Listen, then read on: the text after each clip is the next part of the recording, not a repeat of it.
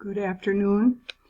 Last time we were talking about the different symptoms for rewards and punishment. I'll continue with those symptoms today, the rewards and punishment syndrome, that is. These are symptoms which show that there may be a syndrome of rewards and punishment. The last one we took was uniformity. When you see uniformity, this could be a sign. And the next one is the loss of freedom and equality.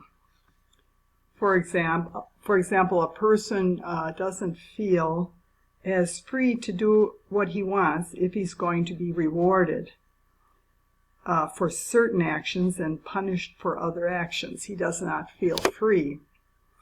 And those who are rewarded are not treated equally to those who are not rewarded. So there's no equality between the two people. There's a loss in freedom and equality. My example for this is if a scientific or technological study is rewarded, shall we say, and scientific researchers and professors are paid more than, let's say, philosophy or history teachers, this would in turn cause an inequality in status. That's inequality, and affect the social interactions between the various levels. So the high level would be the scientific, and the lower level would be history. Well, what if some student wants to study history? He likes history, but he doesn't feel as free to choose it because he knows that it will not be paid as well as if he studies science. So he doesn't have the freedom to study what he would naturally want to study.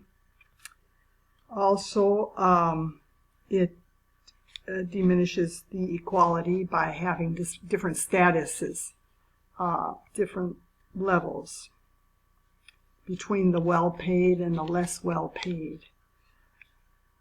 Okay, the next symptom that I'm going to take is feedback. When there's you could call it false feedback. Well, it might not be false, it might be disconnected feedback. But when there's a problem with feedback, I'll give you,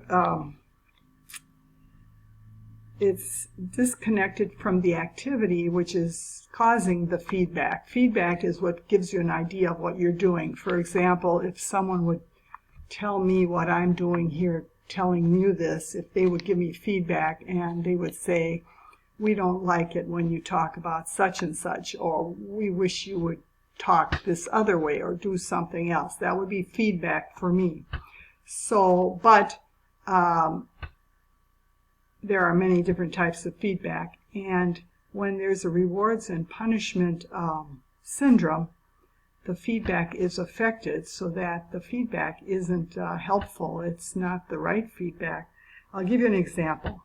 If there's a Latin American country with a president who accepts rewards, stimuli they call them, from U.S. banks, and that's a reward in the form of loans, he no longer needs to listen to the natural feedback of his people as to whether they like what he's doing.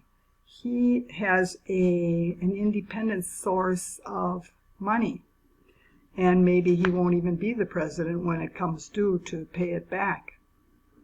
So that's an example of the disconnect in the feedback.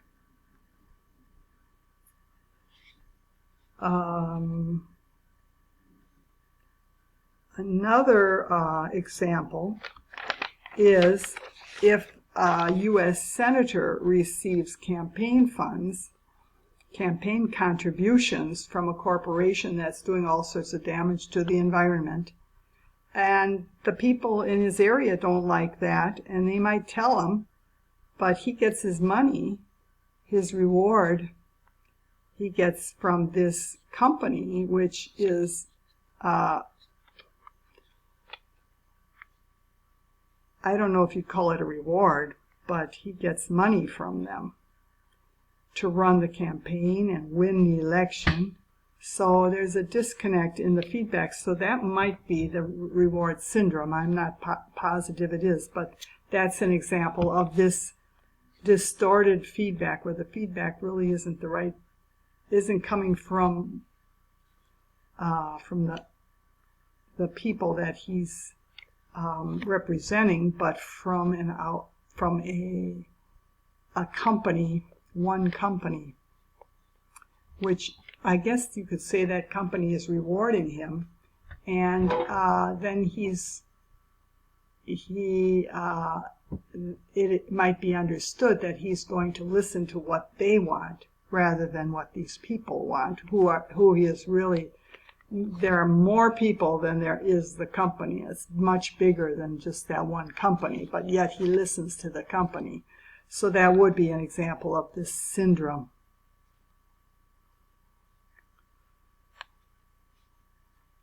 Okay, the next example is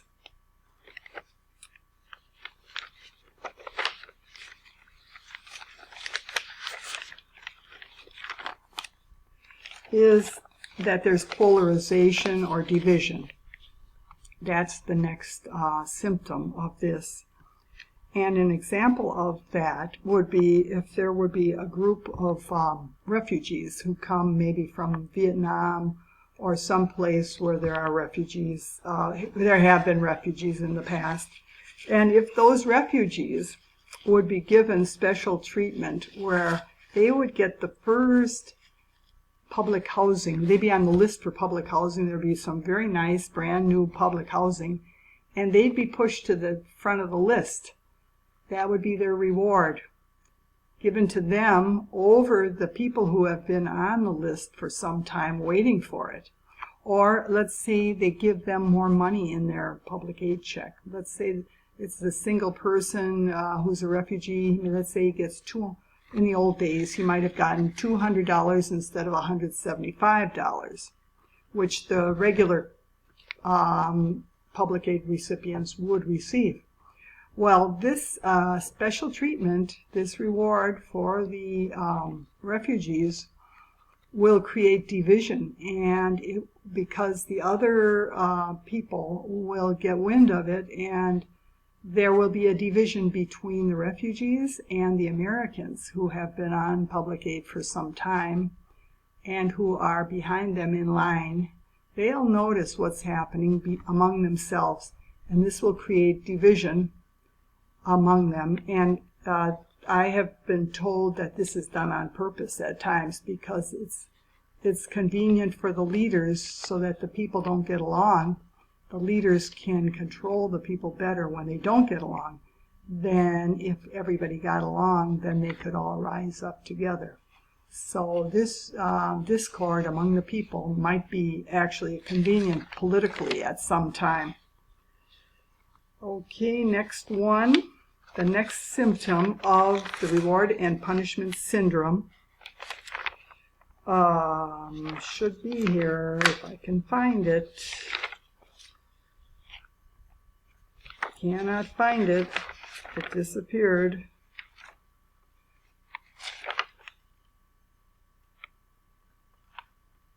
Oh no, now I know where it is.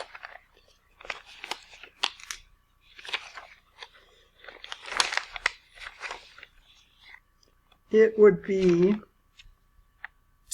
integration and disintegration. This is artificial. When something is forced to integrate and it happens faster, I think, than it would in a natural way. For example, an example of this forced integration and disintegration,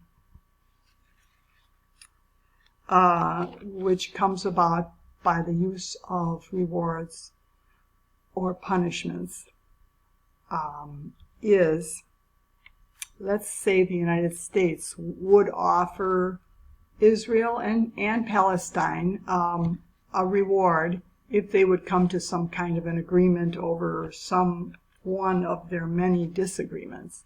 If they would have, or if there would be a big agreement among them, which happened in the past, I believe. They did give them a reward. Anyway, after they come to this agreement, they would come to the agreement, but afterwards there would be a new integration between the two leaders of both countries. That integration would take place, but there would be a new disintegration within the country. Well, this is what happened, I think. The people in the country were unhappy with their leaders because they were agreeing to things that the people in the country did not like. So there was a new disintegration within the countries. The incentive approach towards peace does not work, where you pay people to come to peace. The way to have peace would be through communication, where both sides listen to the needs of the other one and try to help them get their needs met, and each one gives a little when they can't get 100% of what they need. That would come about. That would be a more natural way to get peace than through manipulation, through rewards. And another example of forced integration are the free trade agreements. Let's say an international institution offers loans. This is what happened. Loans with special low interest rates to those companies which go international. Those that remain local, and those are rewards. Those loans would be rewards. Those that remain local would not be offered these rewards. Certain loans would only be offered to those companies that expand outside their own borders. In certain areas, companies rewarded by would also be rewarded by favorable exchange rates and special low tariffs and free entry of products. And certain legal requirements could be special for them. They could be lower than the certain legal requirement, could be easier for them. All these special rewards for these international companies would be given, and not be given to the national companies. Local companies, as in Mexico, may not be able to compete with all this special treatment, this rewards, and shut down, leaving many employees with no other choice but to work at the new favored international companies. Now, this is part of the disintegration.